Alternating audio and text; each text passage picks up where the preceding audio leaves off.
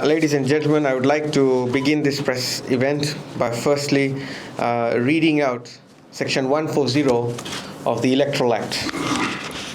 Section 1401 states, during the campaign period, any person who asks for, receives, or obtains, or offers or agrees to ask for, or to receive or obtain any property or benefit of any kind, whether for the same or for any other person, on an understanding that any one vote for the first mentioned person, B, candidature of the first mentioned person, or C, support of or opposition to a candidate or a political party by the first mentioned person will in any way be influenced or affected, commits an offense and shall be liable upon conviction to a fine not exceeding $50,000 or to a term of imprisonment not exceeding 10 years. Any person who, in order to influence or affect any vote of another person, candidature of another person, or support of or opposition to a candidate or a political party by another person, gives or confers or promises or offers to give or confer directly or through any other person any property or benefit of any kind to that other person or to a third party, commits an offense and shall be liable upon conviction to a fine not exceeding $50,000 or to a term of imprisonment not exceeding 10 years or to both. This section does not apply in relation to a declaration of public policy or a promise of public action. Now I read the section on prohibition on vote buying. Section 1141 reads, during the campaign period, it shall be unlawful for political parties, candidates and their representatives, either personally or through other persons, to give or offer to give any citizen money, gifts, material goods of any value except for campaign material, or services free of charge, to sell goods or services to persons at a preferential price, or to promise to provide any monetary fund, gift, material goods or services of any value for the purpose of gaining or influencing votes. Any person who contravenes this section commits an offense and shall be liable upon conviction to a fine not exceeding $50,000 or to a term of imprisonment not exceeding 10 years or to both. Ladies and gentlemen, these sections clearly teach everybody that you cannot give anything in return for a vote. Whether it's service, whether it's a volleyball, whether it's a net, whether it's a prize money, it is a bribe. If it is not a bribe, it is vote buying. Lately, I have seen that the media has sort of taken a very soft approach towards this. And in your reporting, you have sort of diluted the extent of the coverage of the provisions, whereby now individuals are starting to think that it's okay to give out things. Despite all these things still in the media, I have seen from a recent Facebook post that a general secretary of a particular party has been seen giving out a volleyball group to another, volleyball and net to a group of people. In the interest of free and fair election, ladies and gentlemen, all this needs to stop. There are various attempts to mask this also, and attempts to the extent that people are using third-party organizations to do this, or people are using various excuses to say it's all justified in the course of the game. I'm particularly disturbed about the manner in which the People's Alliance has been taking this, because largely I have seen that most of their candidates are engaged in these actions. We are currently making some inquiries, but those are the provisions of the Act. We will apply it to any person who is reported to us, or if we find another person doing it, we will apply those provisions of the Act. You cannot take the excuse that, we are doing this for this. It is a campaign period, and if any candidate is doing any of this, it's primarily for the purpose of getting votes. Otherwise, there were other 3 years before this year started. Nobody was seen giving out volleyballs. Ladies and gentlemen, this is an election year. People of Fiji are not fools. It is very sad that there is a lot of attempts being made to undermine these provisions, specifically these provisions. The Fiji Times has a Saturday newspaper article in which the Fiji Times says Saneem attacks the Times. If the Fiji Times feels it is attacked, that means Fiji Times is guilty of breaching these provisions. If not by itself, then its reporter has done it. And it is a farce when the editor of the Fiji Times says, I have not been made aware of this until this report came from the Supervisor of Elections Office. Well, mate, it's your time to go and do something about it. Not to come out and say we've been attacked. You've not been attacked. You've just been made aware of something your journalist is doing. And if you have not been aware of what your journalist has been doing, what type of institution are you?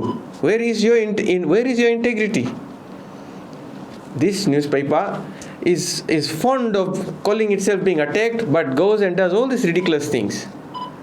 And this action of Anish Chand simply undermines all these provisions of the Electoral Act that I have just read out. What is even more unfortunate is instead of taking action against its journalists for failing to protect electoral integrity, Fiji Times says, oh, we are being attacked. I have been calling on the Fiji Media Association to come out with a code of conduct for its journalists. But Fiji Media Association seems to have shut its ears to this. Today again, I have read the provisions of the law. It is absolutely clear. It can't be any more clearer than that. You cannot give. It says, during the campaign period, any person who asks for, receives or obtains and offers to or agrees to ask for, receive or obtain any property or benefit of any kind. Then, any person who, in order to influence or affect the vote of another person, candidature of another person, support of or opposition to a candidate or a political party by another person, gives or confers or promises or offers to give or confer directly. I have pictures from people posted by the same people on their own pages giving all these things. Yet, that's directly saying, yes, we are going to flaunt the law. In the interest of a free and fair election, ladies and gentlemen, the regulations, the laws have to be followed.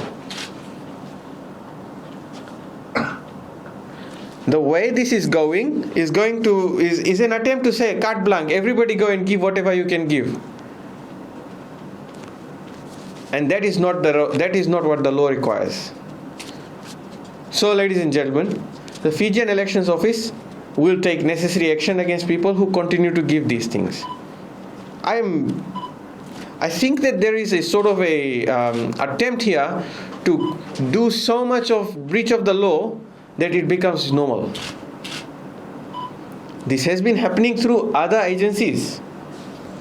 Even we have seen there are companies and businesses donating to those agencies to run events. Whereas in the Electoral Act, Political Parties Act, businesses cannot donate to political parties. So it appears to be an easy way to flaunt the law.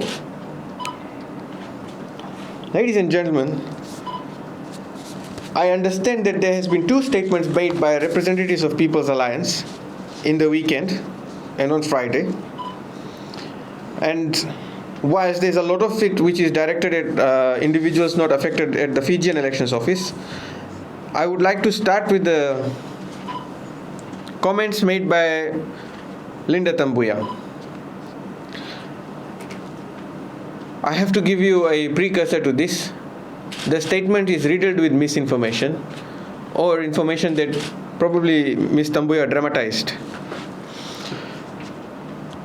Ladies and gentlemen, she said, and I quote, the SOE, Mr. Mohammed Saneem, then issued a press release on Thursday this week, 22nd September, as well as on their Facebook page, stating that I quote, the FUO refers Rock the Vote Fiji organization to FAQE for breach of the Act, namely the Political Parties Registration, Conduct, Funding and Disclosures Act. Then she says, with regards to this, I am confused as to what the SOE is doing. He stated in the media release that he refers the matter to FAQE, and yet in his letter to me, there is no mention of this. SOE not informing me that, it was only yesterday morning that I get a letter from the SOE not informing me that it has been referred to FICAC but seeking answers to questions merely regarding the complaints. And then she goes, I am the last person, the person they have alleged behind this platform to be informed of these crimes or alleged crime. I am being implicated of the crime. Where is my right guaranteed in the Bill of Rights, in their Constitution, in the 2013 Constitution, to allow me due process of the law or natural justice, the opportunity to be heard first. Ladies and gentlemen, you have copies of the entire press conference in your archives. May I just start with saying that this person is utterly confused. I will now read out the press release that I sent to the media. Status of Rock the Vote questioned. We did not mention that she has been referred to FICAC. What we said was, the Fijian Elections Office has questioned the status and motive of Rock the Vote Fiji. From our assessment, based on their Facebook accounts, this organization purely exists to promote the election of Linda Tambuya and other representatives of People's Alliance. I said it is also not clear as to who are the executives of this organization, and even more unclear is the management practices of this organization. I said the organization has organized numerous sporting activities, hired buzzers and sold merchandise to individuals. In this case, it is noted that senior officials of the People's Alliance have actively participated by either donating money or hosting events via this organization. The FAO said, we have found that this organization breaches the Political Parties Act. And then we quoted you the act. We said, the FAO further notes that since its inception, the Rock the Vote Fiji has been promoting Linda Tambuya and the activities of the People's Alliance extensively. We did not refer Linda Tambuya to FICAC. We referred Rock the Vote Fiji. If anything she has done is she has confirmed that she is the person behind this organization. And if she is the person behind this organization, she should simply answer one of the 35 questions that I have sent to her. This is the question I have asked her. What is your affiliation with Rock the Vote Fiji? Right? Who planned all the events for Rock the Vote Fiji? How were you invited to the activities of this organization? Did you pay Rock the Vote Fiji to exclusively invite you to its event and impress your presence on social media? Right? I'm going to let her answer the 35 questions that I have sent her. But as I have said, clearly Ms. Tambuya has got it wrong. We haven't referred her to FICAC. She can deal with it when we refer her to FICAC, if we do so. But first she has to give us the information. Now I look at another press release that was issued by Deputy Party Leader of People's Alliance, Mr. Manoa Kamikamidah. Mr. Manoa Kamikamidah says, on the issue of Rock the Vote Fiji, he says, Rock the Vote was not a project of the People's Alliance, but we applaud it since they are doing a civic duty to encourage our citizens to register to vote and then turn up to vote, which is supporting the work of the Fijian Elections Office. As I had said to you on the press release on Friday, Rock the Vote Fiji page had been taken down, and considerable number of posts from Rock the Vote Fiji have now been deleted. So it's not doing any civic duty, it's actually hiding evidence. But as I had also said in that same press release, and because I've been saying from earlier in the year that we will be looking into Rock the Vote Fiji, we have all the Facebook posts in terms of screenshots. So, here's some examples of Rock the Vote Fiji's deleted posts. On 14th May, Rock the Vote Fiji said, "Thank you Liliana Warid and Mr. Dan Lobenden for supporting our Rock the Vote tournament today, Vinaka Vakalevu." Again on the same day, these are the posts that have been removed. Off to a great start today at our volleyball tournament in Makoi. Vinaka Vakalevu to all those who assisted in putting this day together. We are so happy with the turnout from the youths and also very grateful to the two deputy party leaders of People's Alliance, Miss Linda Tambuya and Mr. Dan Lobenden, for contributing to today's prizes. A deleted post, ladies and gentlemen. Another one here. 28th April. Guess what, guys? We are hosting another volleyball tournament on 14th. If you have a team that would like to participate, please call Kaulotu on the number given. Right? But guess who's on the picture of that event?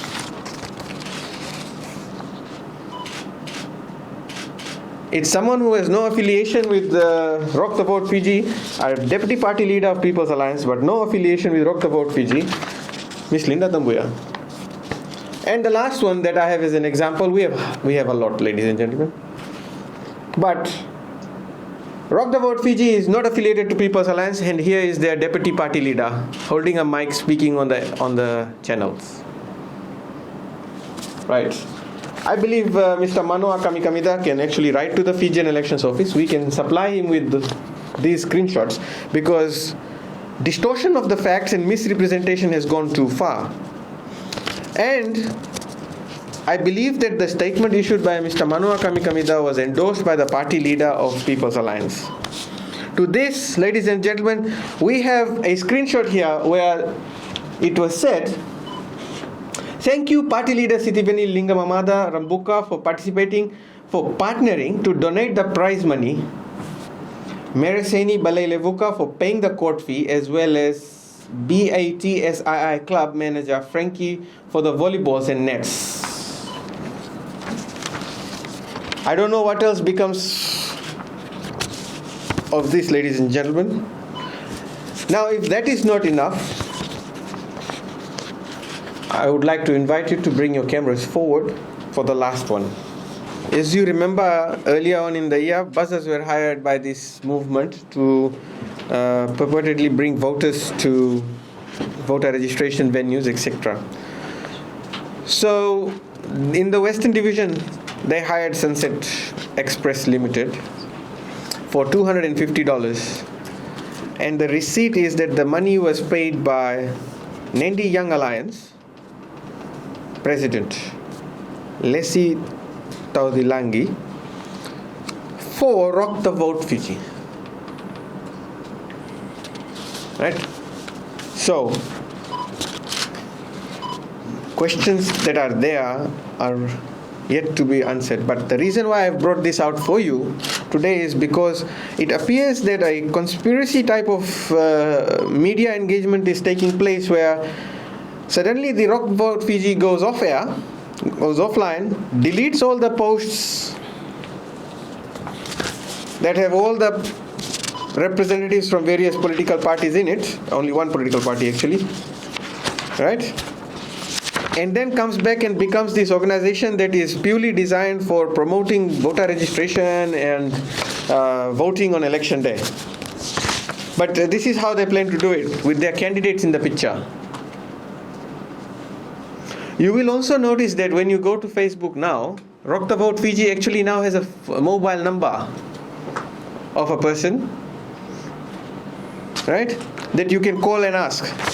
So I urge the media of Fiji to, instead of just running front page like today's Fiji Times, which is now purely partial from the way it's operating, to actually look at what the evidence is. Fiji Village has been asking me questions about Rock the Vote Fiji from April this year. I am surprised that till now Fiji Village has not posted any of its own findings on the media. So it's interesting how the media are dealing with it. But here you go, ladies and gentlemen. Let me give you some evidence directly, screenshot from Facebook. And then the question here is, I feel very disappointed that Mr. Manoa Kamikamida actually compares Rock the Vote Fiji to, this is no different to Jerry Tuai with his billboard encouraging our citizens to vote, or USPSA running your workshops to students. The billboards are Fijian Elections Office. It's impartial. It does not have any candidates on it. It is not paid for by any candidate or proposed candidate or whatever the People's Alliance calls their representatives. Also, USPSA in running the workshops is going to run it in an impartial manner. They have attended trainings facilitated for them, and that is the purpose of running those workshops. So it is absolutely improper to try and associate Rock the Vote Fiji with all this evidence right before you with an apolitical exercise conducted by the Universities of the South Pacific Students Association or any of the community election advocates or any staff of the Fijian Elections Office. With that said, ladies and gentlemen, as you now can see, the law is absolutely clear on bribery. Right? What we are seeing here is an attempt to either deter people from following the law or an attempt to mask it in such a way that it becomes normal practice. And we will not stop from referring people to FICAC for prosecution in the event we find that such actions have taken place.